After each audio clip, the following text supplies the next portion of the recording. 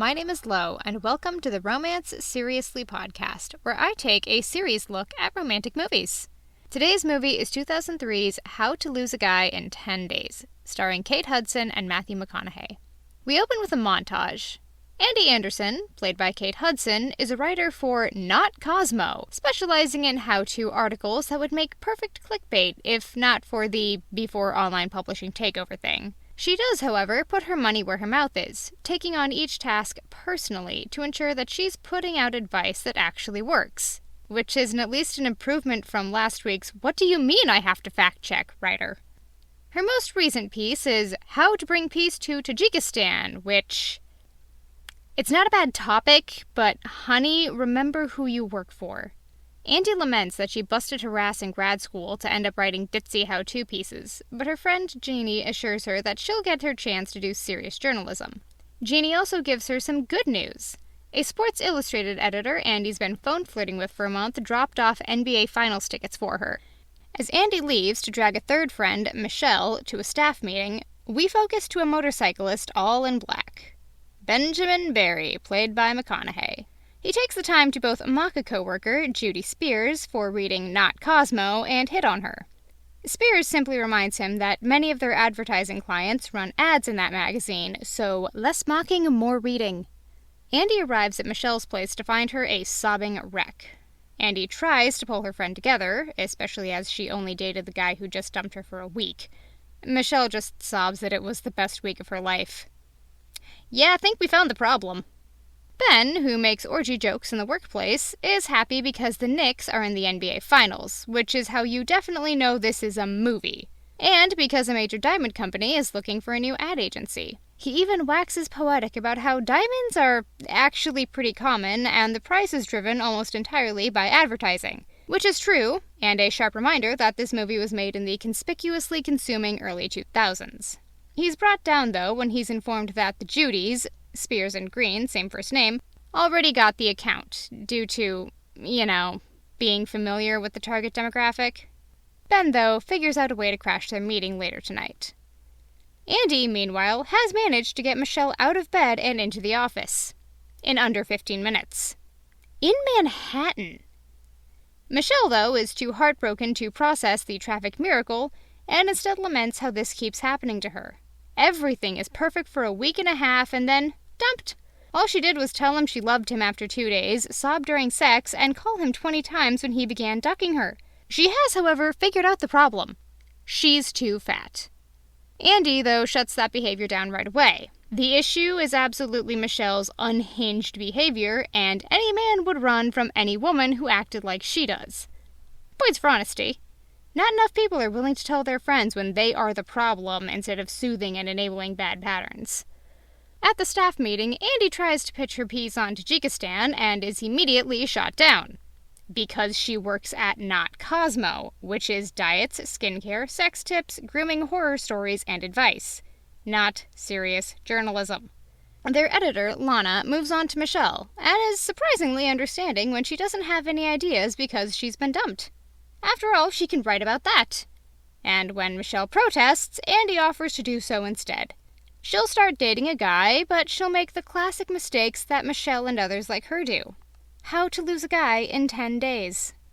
On their way out, the ladies and Lana run into the Judys on their way in, and Lana gleefully tells them about Andy's newest article. After work, the guys head out to actually find Andy a guy to torment, with Andy making it clear she's going to limit herself to actual relationship mistakes. Being clingy, needy, overly touchy-feely, and calling him in the middle of the night to list everything she ate that day, which I would question as something anyone has ever done, but Michelle actually has. Meanwhile, Ben has crashed the meeting between the Judys and the head of the agency, arguing that it was his tip and he should have gotten the account. To which his boss argues that he picked the Judys because luxury is their wheelhouse and his is dude bro shit. He does have a disturbingly good pitch, targeting women as the buyers rather than just the ones men buy for. A diamond is for everyone. I hate that I genuinely like that. The Judys shoot Ben down, claiming that it cheapens their perceived rarity value and lessens their status, thus women wouldn't actually want diamonds, which Ben doesn't know because he doesn't understand women. which might be true, but also not all women are shallow status chasers, Judy. The Judys continue to persuade their boss to keep them on the account and are also possibly applying to be his mistress, but Ben argues that if, as they claim, persuading a woman to buy a diamond is the same as getting her to fall in love, that doesn't actually discount him. Judy Spears, though, sees Andy, who is in the bar looking for a victim, and has an idea. She challenges him to make a woman fall in love with him by the time of a gala in 10 days. Ben agrees that he could do it, provided she's single, available, and straight. Judy picks out Andy. If he brings her to the gala and she's in love with him, he gets the pitch. Ben goes out to pick up Andy, and they're surprisingly cute. Hudson and McConaughey have good chemistry, and their one word at a time, back and forth like a tennis match works really well. They have a good spark, and it's a shame they're both trying to use each other for professional advancement. When they leave the bar to get an actual dinner, Andy balks a bit at Ben's motorcycle, but gamely gets on in her cocktail dress and heels, and they flirt a bit more over Ben's goofy spare helmet. Over a lobster dinner, the flirting continues, with some mild ribbing over each other's jobs, but it's all in good fun. It's honestly kind of depressing, because they legitimately click, and soon she's going to start torturing him. Ben takes Andy back to his place. Andy asks to use his bathroom, wherein she calls her friends to begin strategizing and denies that she's going to sleep with him, while Ben sets the mood, thankfully figuring out that let's stay together is more romantic than hot in here. Andy does, in fact, try to sleep with Ben before she has to drive him away, but Ben, playing the long game, ends up pumping the brakes, much to Andy's annoyance. She leaves unsatisfied, both of them plotting as they wave goodbye. The next day, Ben revels in Andy, delighted with the Judys for picking her and looking forward to the next 10 days. He also has enough morals to not rifle through Andy's left-behind purse. His friends, Tony and Thayer, do not, and hopefully knock it over to provide plausible deniability, which leads them to the Knicks tickets. As Andy is delivered 3 vases of roses, she reveals that she left the tickets in her purse on purpose, to make extra sure Ben would call her back. Right on cue, Ben calls, and the games begin, bantering back and forth before Andy agrees to take Ben to the Knicks game. Again, these two are fantastic together when they're trying to impress, and it just makes me sad. At the game, they continue to bond over their shared love of the Knicks, even ending up on the kiss cam. It's clear they're having a genuinely good time, which makes it even worse when Andy begins the switch half of her bait-and-switch plan. With 1:09 left on the clock, she asks Ben to get her a soda, pleading until he gives in. And he manages to get it to her and get back before the buzzer, at which point Andy starts pleading again because it's not diet. And again, Ben runs off for Andy's soda and misses the final shot. The next day, Ben's in the middle of a meeting when Andy calls. His boss does let him take the call, so while he does make workplace decisions based on bets, he's at least fair about it. Andy puts on her best sexy baby voice, complete with gushing, before making a date for a movie that night. Andy's pick. At the 4-part chick flick marathon, with a really good lineup, I'd love to go to that. Andy amps it up, ping-ponging back and forth between crazy jealous and overly in love, all very loudly, before volunteering Ben to fight with a large guy who's justifiably annoyed at her. Andy does try to get Ben out of it, but he gets hit with a haymaker before she can. Ben doesn't mind that much, though, as he got sucker-punched straight into Andy's boobs. And he's playful enough, plus guilt, that Andy doesn't really mind either. The next night, Ben has invited Andy over for dinner and to watch the Knicks game, in order to bring out the big guns. He can cook. And he made lamb. When he's finishing that, Andy settles in. By which I mean she unpacks her own shit that she brought, including a baby fern to symbolize their relationship. And then she claims to be a vegetarian, singing a deranged version of Mary Had a Little Lamb. Cut to the two of them at a vegan restaurant with no way to check the game score, when Andy, in order to cover for the fact that she also doesn't like the food, claims her boyfriend thinks she's fat, so she can't eat in front of him. Then she abandons Ben to the death glares of every woman in the restaurant so she can eat a burrito and watch the game in the kitchen. Back at Ben's place, Andy almost gives away that she's seen the game, but distracts him with sex, and the fact that she named his dick Princess Sophia. This is understandably the last straw for Ben, who sends Andy home, but does make sure to ask to see her tomorrow, much to Andy's confusion. At work the next day, Ben complains to Tony and Thayer about Andy. Both are confused, as he'd previously referred to her as a goddess. But Ben clarifies that that was Good Andy, aka Andy's actual personality. Who he's dealing with now is Evil Andy, who decides to show up at his office.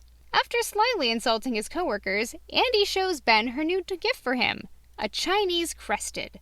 For the unfamiliar, that's not another plant, that's a dog. She has now dragged an innocent animal into her shit show for no reason other than this guy is apparently too nice to break up with her. She also gives him a new shirt and Burberry check, which is somehow bad.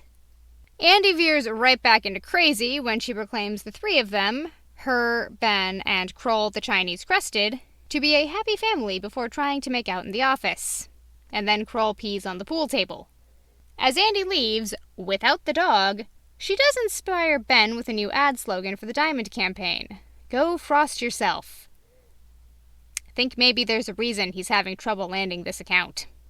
Once he gets home, Ben starts to listen to his messages, most of which are Andy, but he doesn't even get a third of the way through before Andy shows up in person with a photoshopped scrapbook of their children. When Ben reasonably balks at this, Andy starts fake crying until he gives in and looks at the scrapbook of a fake life together, which is usually grounds for a restraining order. Andy has also somehow befriended his mom, and then Kroll pees on Ben's poker table. When Ben washes his face, he notices just how many feminine products Andy has left in his bathroom. Normally I'd scoff at a man freaking out at tampons, but given this is 5 days into a relationship, and also Ben presumably had things in his medicine cabinet that Andy threw out, I'm reading this as Ben reaching the end of his rope. As such, he tries to blow Andy off when she asks if he has plans, claiming he has to work, when really, he just wants to watch the Knicks game. But when Andy implies she has front row tickets to said game, Ben caves. And honestly, fair play. I'd put up with some hardcore crazy for ringside seats to a Penguins playoff game. However, Andy's tickets are actually for a Celine Dion concert. Just let the man watch a Knicks game! Andy, Michelle, and Jeannie brainstorm ideas for Andy, suggesting more baby talk and obsessing over exes. Andy likes their ideas, but she doesn't think it's enough. At least she has until tomorrow to think of something, because tonight's boys' night, which, as her friends point out, is the solution to Andy's problem. As Ben and his friends enjoy pizza, beer, and low-stakes poker, he enjoys a night free of Andy's crazy, but savors that she's apparently ass over tea kettle for him. Cue Andy walking right in. She got his super to give her a key, which I'd like to point out is illegal. She then begins acting like a cross between a girlfriend and an overbearing mom before spotting the love fern, which has helpfully died.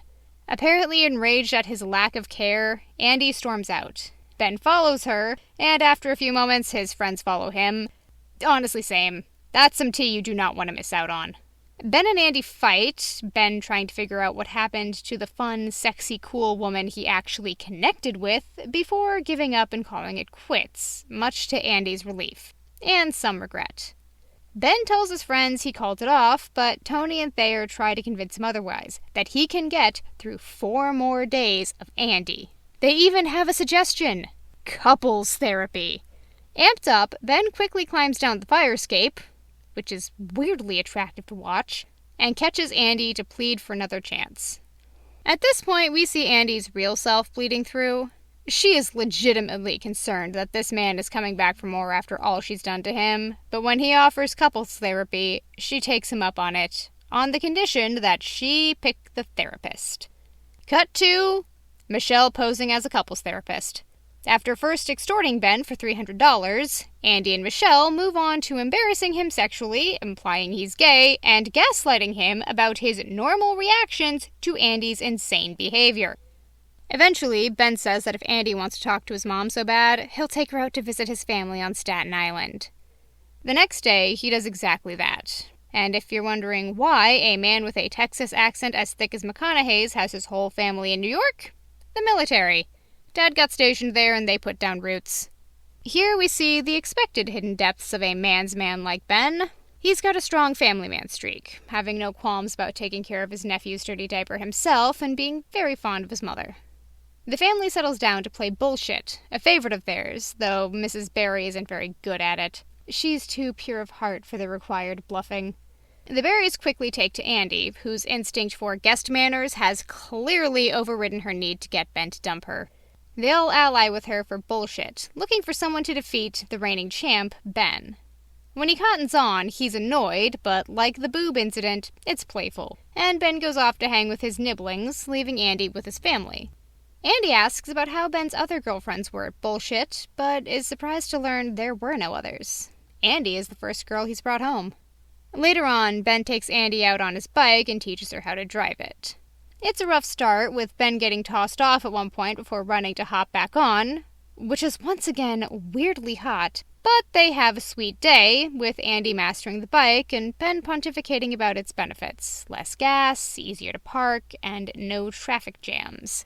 After they get back to the house, Ben starts a shower for Andy so she can clean up after they got splashed by a truck. As he does, Andy gets really hit by the day. The welcoming house, the welcoming family, the charming guy who, after all she's done, is nothing but sweet to her, and the regret pours off her in waves. This is someone she could easily see a future with, and she's going to set everything on fire for a job she doesn't even like.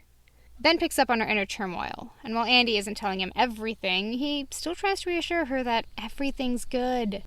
Especially because circumstances have forced Andy to be her real self all day, who Ben clearly adores. He kisses her, and unlike their previous kisses, which were sincere but mostly lust-driven, this is sweet and tender. It stirs something in both of them, and they make love in the shower.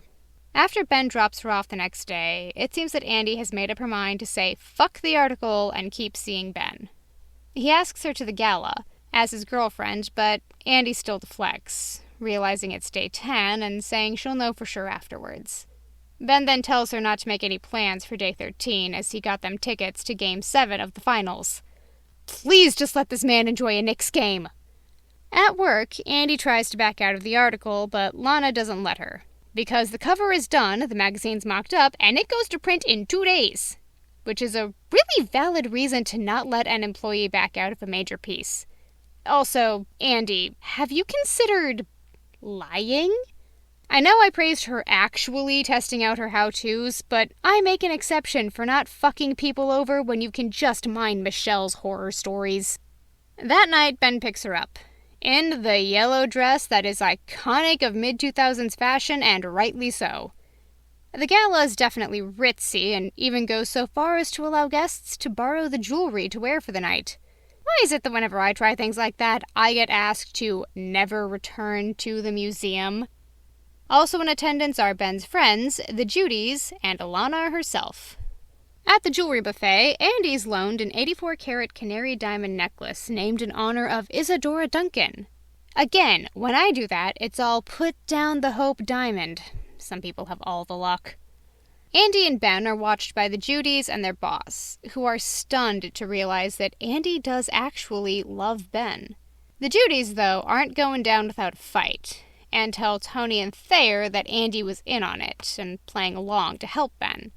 This spurs them to confront Andy and ask her to keep up the act so the boss doesn't realize she knew about it. Meanwhile, Lana has been buttering up Ben as the new point man for the Diamond account, giving helpful insight into Not Cosmo's readership and talking up Andy when she sees him eyeing her. She's great! Right now, she's writing an article called How to Lose a Guy in 10 Days. Faced with the mutual bombshells, they have different reactions. Ben's is to talk to Andy. Andy's is to get hammered on champagne, seize the mic, and try to embarrass him publicly by getting him to sing.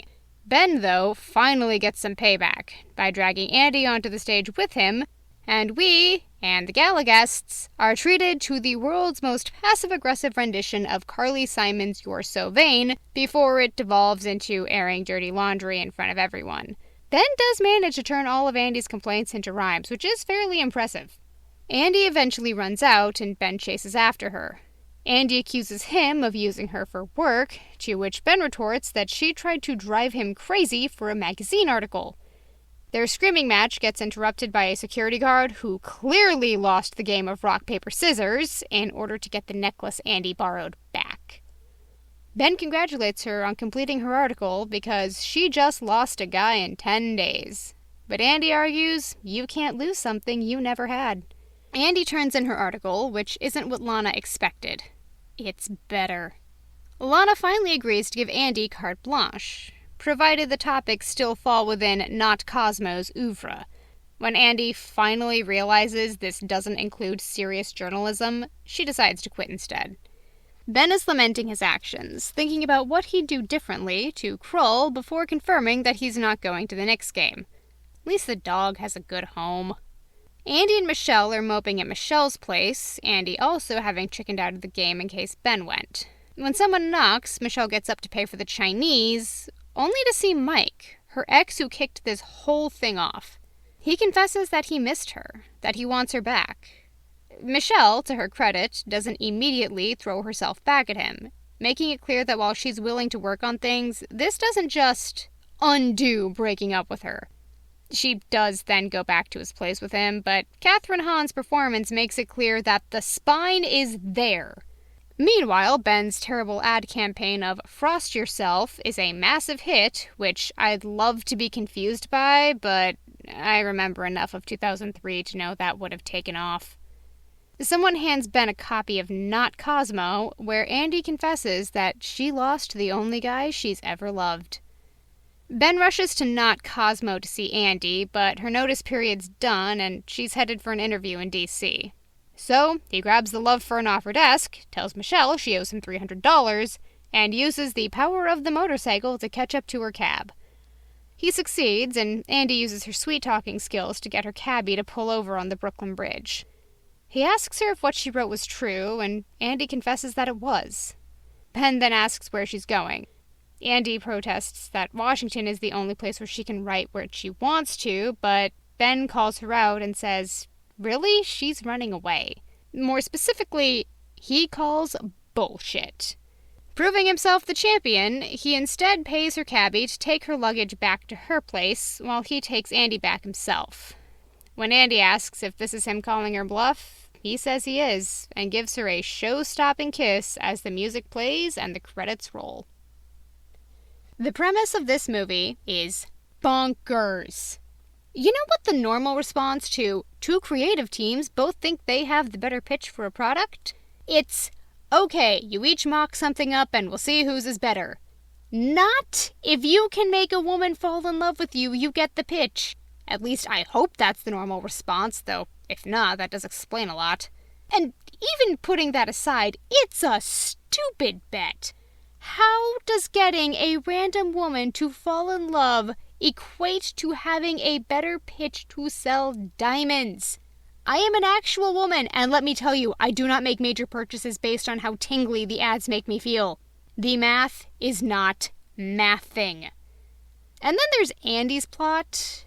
It's hard to decide at which point it stops being common relationship mistakes and starts being torture.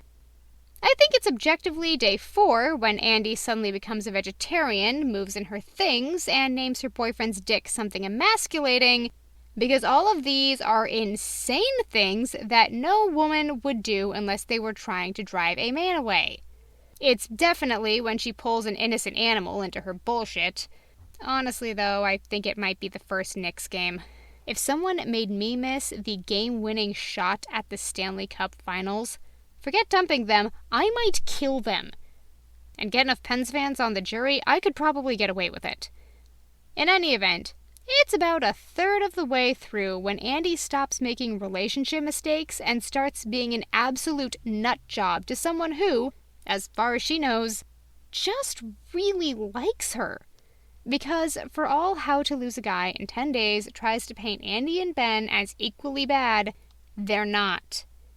Andy's article had collateral damage baked into the premise, even before she started tormenting Ben. Ben, though, just dated someone.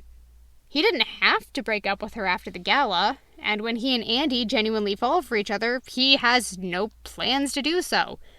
He's shady, but only so much as a blind date is. He gets a 1 on the asshole scale, but Andy gets a 5 out of 5. This is one of those movies where I am baffled that it was written by a woman. There are 2 men listed alongside Kristen Buckley as screenwriters, which makes sense because this movie sort of hates women. It portrays women as shallow, materialistic, and only concerned with status, and then, via Andy, we've also got flighty, impulsive, selfish, and kind of dumb. Who thinks they're ever going to publish serious journalism in a fashion magazine? Yeah, Playboy did it because in the 1960s, you needed the plausible deniability. Not so much in a women's magazine in 2003. She lacks the depth to do the serious writing she wants to do. Seriously, pause on her article on Tajikistan, and seemingly has no idea what kind of publication she works for. Even when she visits Ben's family, her change of heart is less about Ben and more about her and how this is what she wants. She's not sorry for fucking with Ben. She's sorry she can't have the relationship she wants with him because of it. And all of this is, again, over a job she doesn't even like. Ben is disgusting. Or at least he's supposed to be. He hits on all his coworkers, makes lewd jokes, and only thinks of women in terms of sex. Also, the thing about Diamond's value being a result of advertising, disturbingly true. Look into De Beers if you want to gain the desire to burn an entire industry to the ground. And seeing Ben so happy about that fills me with a loathing I cannot even describe. The first 10 minutes really sell Ben as peak 2000s slimy. And yet I feel so bad for him. Part of it is Matthew McConaughey is charming and has great chemistry with Kate Hudson. But more of it is Ben sincerely trying to charm a woman, is delighted to realize they really click, would probably to definitely keep dating her after the bet, and what does he get? Batshit crazy, that's what. It's abundantly clear that the bet is not the only reason Ben doesn't run for the hills when Andy starts acting out. He was genuinely infatuated with her real self and is blatantly hoping that the craziness is temporary and the woman he actually liked will make a return. But this was the 2000s, where the templates for rom-coms were that men were always terrible and needed to grow up, while women just needed a small tweak, usually some self-confidence. I will say that Lana is fantastic. She's ruthless with just enough compassion to keep her likable and to make for fantastic comedy. Of course she won't make Michelle write a piece about her breakup. Who else wants to? Why 10 days to lose a guy? Because 5 is too short and they go to press in 11. She's this perfect blend of human and cartoonishly horrible boss. And then we get to the set and costume design, which those designers did their fucking jobs perfectly. They fully convey who every character is in a look. The set design for Michelle's apartment is especially killer. This is the kind of old lady decor that would make any human run for the hills. Frilly, ruffly, old-fashioned floral patterns, beige colors, and 70s overstuffed furniture. Even the most cottagecore of lesbians would balk at that place. I mean, where did they even find those hideous 50s nightgowns? It literally gave me flashbacks to my grandma's house. It's impressive. Ben's office and apartment easily convey that he's a man's man bachelor. His apartment is clean and sleek, with dark colors and glass, leather couches, and a permanent poker table. It's a bachelor pad, but one that says money and sophistication rather than grown-up frat boy. The office is much the same, full of wood and earth tones that are masculine without being off-putting to women. This contrasts with Andy's workplace, which is more open-plan, with larger windows and thus more light, plus being based more heavily on white and off-whites for decor. It's more feminine and corporate, but also more transient, much like Andy's presence there. The costume design is just a standout. It's very 2003, but done well enough that looking at it now inspires throwback ideas rather than mockery. The obvious standout is Kate Hudson's yellow dress, which lives on in movie memories for a fucking reason. She looks phenomenal in it, carrying the sleek, understated dress with aplomb. But Andy and the rest of the cast have solid costuming work throughout. Everything but the dress was bought off the rack, making the movie feel much more grounded and lived in, as these were tangible things that then carry back into the real world. Plus, the recognizability of brands like Marc Jacobs, Prada, and Burberry conveys the money these people have more effectively than custom pieces that just look expensive. Andy's style of spaghetti straps, no bra, flared skirts, and low-rise jeans also sells her as a girly girl who's big on staying in style, as she looks like if 2003 was a person, but one who makes sure to only follow trends that flatter her or that she personally likes. Michelle's style of cardigans and boxy skirts really nail her self-esteem issues, as, unlike Andy, who dresses to impress, Michelle dresses in a lot of layers and loose-fitting clothing to hide her body. Because Michelle is uncomfortable with her body, her personality, and just about everything about herself.